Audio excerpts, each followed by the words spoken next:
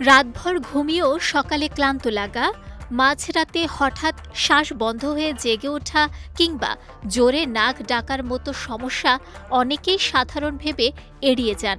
কিন্তু চিকিৎসকদের মতে এটি হতে পারে স্লিপ অ্যাপোনিয়া, যা ধীরে ধীরে হৃদযন্ত্রের জন্য বড় ঝুঁকি তৈরি করতে পারে।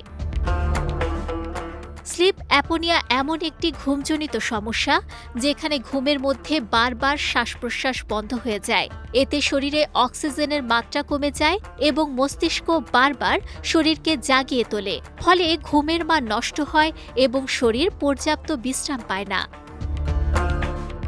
বিশেষজ্ঞদের মতে এই অবস্থায় হৃদযন্ত্রের উপর অতিরিক্ত চাপ পড়ে। দীর্ঘ সময় ধরে এমন সমস্যা চলতে থাকলে উচ্চ রক্তচাপ, অনিয়মিত হৃদস্পন্দন এবং হৃদযন্ত্রের গঠনগত পরিবর্তনের ঝুঁকি বাড়ে। এমনকি এটি অ্যাট্রিয়াল ফিব্রিলেশনের মতো জটিল অনিয়মিত হার্টবিটের কারণও হতে পারে। অক্সিজেনের ঘন ঘন ঘাটতির কারণে রক্তনালীগুলো ক্ষতিগ্রস্ত হয় এবং ধীরে ধীরে শক্ত হয়ে যায়। এতে হৃদরোগ ও স্ট্রোকের ঝুঁকি আরও বেড়ে যায়। কিছু ক্ষেত্রে রাতের বেলায় হঠাৎ হৃদজনিত জটিলতাও দেখা দিতে পারে।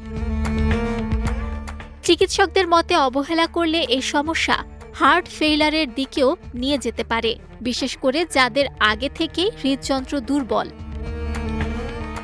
বিশেষজ্ঞরা পরামর্শ দেন, ঘুমের মধ্যে শ্বাসকষ্ট, অতিরিক্ত নাক ডাকা বা বারবার ঘুম ভেঙে যাওয়া এ ধরনের লক্ষণ দেখা দিলে দ্রুত চিকিৎসকের পরামর্শ নেওয়া জরুরি। কারণ সময় মতো শনাক্ত ও চিকিৎসা নিলে বড় ধরনের হৃদরোগের ঝুঁকি অনেকটাই কমানো সম্ভব।